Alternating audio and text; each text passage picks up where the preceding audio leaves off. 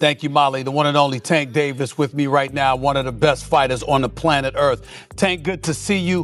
Why this fight? What has he done to deserve to be in the ring against you? He's a world champion himself. He's coming up and wait to dare to be great. So we fought before, you know, so it's history. It's history in that. There's two guys that's trying to be great. A lot of people said they talked about y'all background with one another, how familiar you guys are with one another. Talk about that for a second. How well do you know him on a personal level in terms of your associations through the ranks, you know, in terms of your boxing career? I don't know that, like, personally, Right. like, you know, but through the boxing, you know, we came up together and things like that. We had similar you know, friends and things like that in the boxing world. We fought before, you know, so I'm familiar with his fighting style and things like that. Whoa. Gervonta Davis delivers a chilling message towards Shakur Stevenson. And what makes it powerful isn't volume or aggression. It's the quiet, precise tone, controlled and calculated, that somehow lands even harder than shouting ever could. You and Tank ever linked up in the ring? Yeah, we sparred before. Can we ever expect a fight? Yeah, for sure. I think that's gonna be one of the biggest fights in the world. No cap. I feel like how they talking about Earl and Bud Crawford, I feel like me and Tank gonna be basically 2.0 of that. Yeah. Probably even bigger than that. So That Earl and Bud, who you got? I think it's a great fight. I ain't gonna pick no winner. I'm forever rocking with Bud regardless. Tank doesn't waste time with long speeches or dramatic hype. He speaks with the composure of someone who already knows how the story ends before the opening bell even rings. Some of your 135 contemporaries have a lot to say these days. Shakur Stevenson, well, of course, he's now 135 after all that stuff, and then Devin Haney. Right, so why people even talk like he the best at, he didn't even fight at 135 yet. Right. He didn't even have power at 126, 30 or none of that. He is good. Okay. How can you, all that's just okay. How can you stop people that can actually hit? No matter all that boxing, you going to get hit.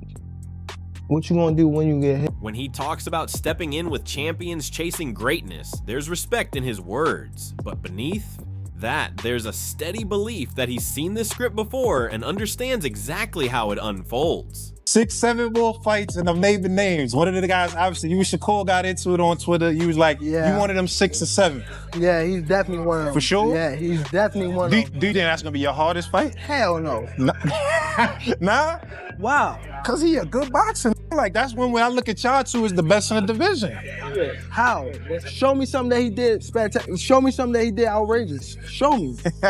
His power not outrageous. Okay. What defense? You think he got defense? He just jumped. You never see him slip no punch. You never see him slip no punch. Go look at it. You see him back up from a lot of people. Back up. Move around. He don't got no technique. And his offense is the same thing. Go look at his fights. So you I feel probably like put him on game by the time of that. Yeah, hold on, but you feel like it's easy work though. You like, come on, bro. Then he carefully draws a boundary, mentioning how fighters start bringing up sparring stories to shape narratives ahead of a fight. That's where the subtle warning slips in, because when Tank says that kind of talk only motivates him, it's more than reflection. It's a direct signal aimed at Shakur without repeating his name. So what do you say to those who might be saying that, you know, Tank is afraid of Shakur? Afraid of what? Afraid of what? Us fighters, if we're afraid of somebody, it gotta be somebody hitting us and hurting us. Like, he don't have no offense. Everything is defense. Defense only winning basketball and football.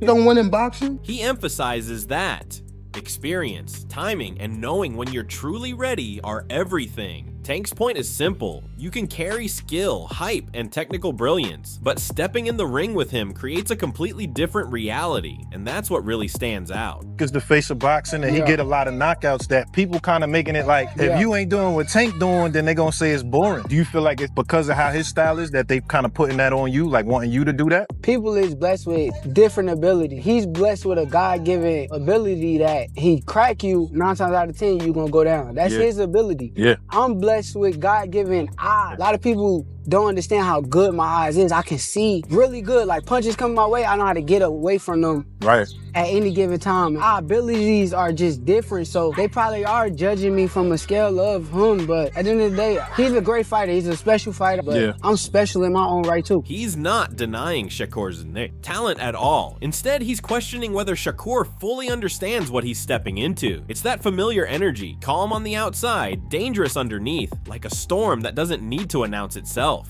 For Shakur, it's not just confidence he's hearing, it's a warning that Tank sees himself as the final level, not just another challenge. Everybody thinks that Tank is gonna go in there and just knock out Shakur. It's gonna That's not gonna happen. But it didn't take. It shouldn't have taken this fight.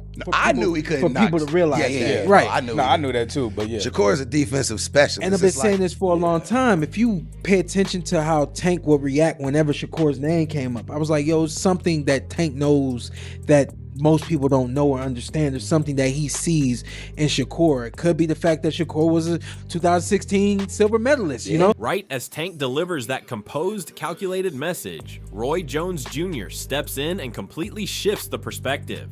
He doesn't shout or take sides emotionally. He analyzes it like someone who has witnessed every level of greatness. And when he says Shakur wins right now, it feels less like opinion and more like diagnosis. What Tank has going on outside the ring. Yep. But who wins that fight right now, in your opinion? Right now, Shakur wins it because of his discipline.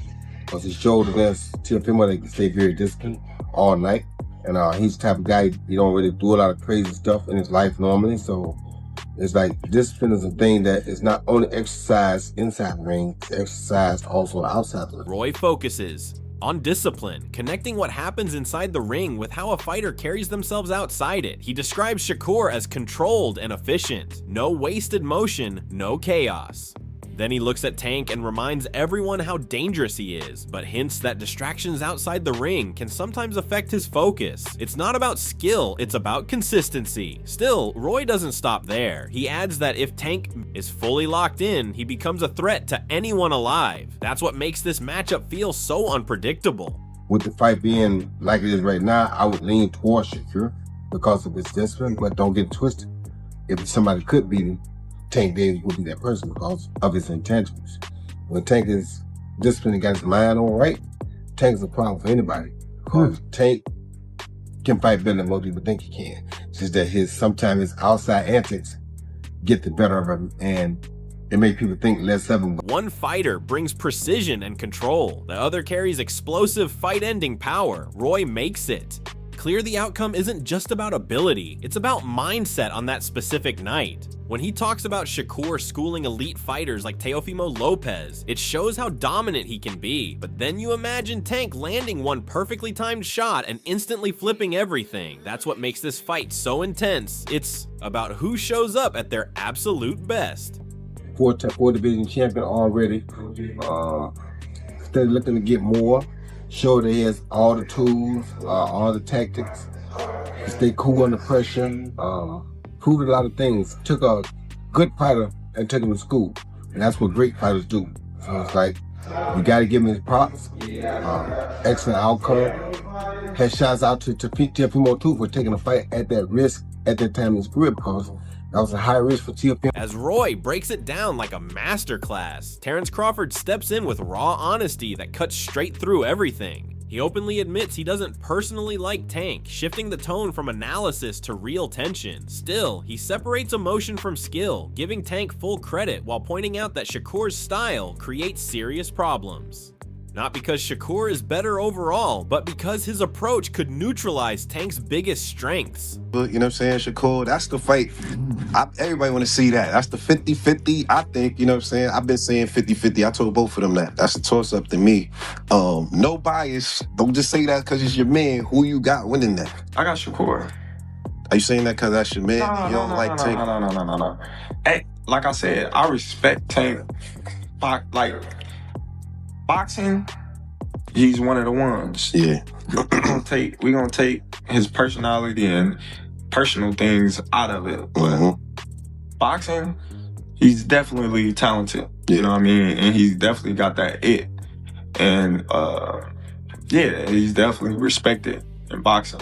Crawford highlights how Tank often gives away early rounds before turning things around later, against most fighters. That works, but he raises a key question. What if the opponent never gives him that chance? What if Shakur keeps moving, reading, and shutting everything down like a defensive wall? The comparison to Floyd Mayweather Jr. isn't random. It's a reminder of fighters who frustrate opponents by making them miss all night. He even mentions Keyshawn Davis as another rising challenge. Suddenly, it's not just one opponent, it's a new wave. But Shakur is a different fighter. You know, Shakur is different. You know, people may call him boring. People may say he can't punch. But they say the same thing about Floyd. Because they defensive fighters. Yeah. Tank is not going to be able to hit Shakur like he hit everybody else. And he know that.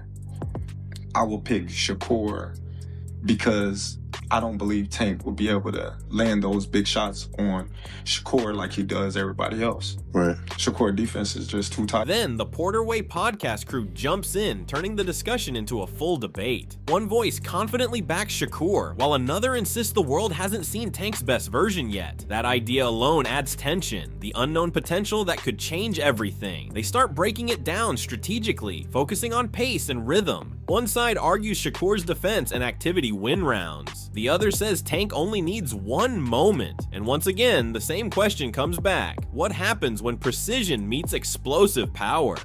Tank Davis, all he takes is one shot. He's a very patient fighter. He doesn't throw a lot of shots, but every shot he throws, he makes them count. I said that's the best chess match in boxing.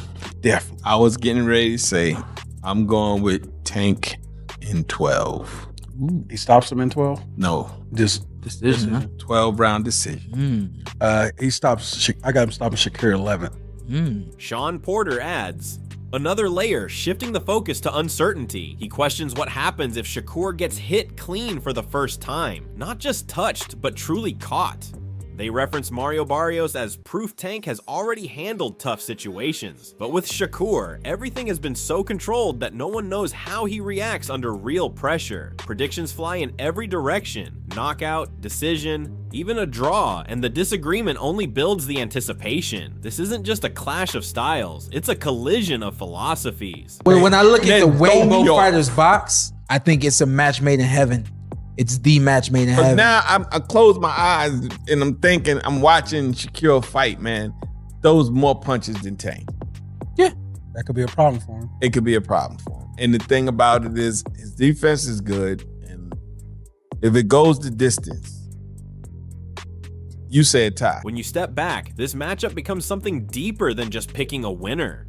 Tank moves like a finisher, waiting for the perfect moment to end it instantly. Shakur operates like a strategist, controlling space and tempo as if he's already read the outcome. Voices like Roy Jones Jr. emphasize discipline. Crawford questions whether Tank's power will even connect, and Porter reminds everyone that one moment can change everything. No one is completely right, yet no one is wrong either, because this isn't about records anymore. It's about identity. Does precision overcome power, or does power disrupt perfection? That's the real question behind all the noise.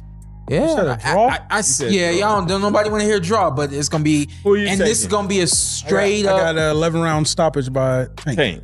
If he don't stop him, who would you gonna give it to? I got Tank 8-4.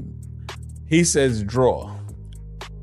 I say Shakur throws more punches. Guest is on the line. If we go 12 rounds, I think Shakur got it. One moment, sir. Okay. Yeah. I think Shakur got it. If it goes 12. Yeah. Because he throws more punches. Now it's your turn. Drop your thoughts below and let's break it down together. And don't forget to like, share, and subscribe for more boxing content. Catch you in the next one.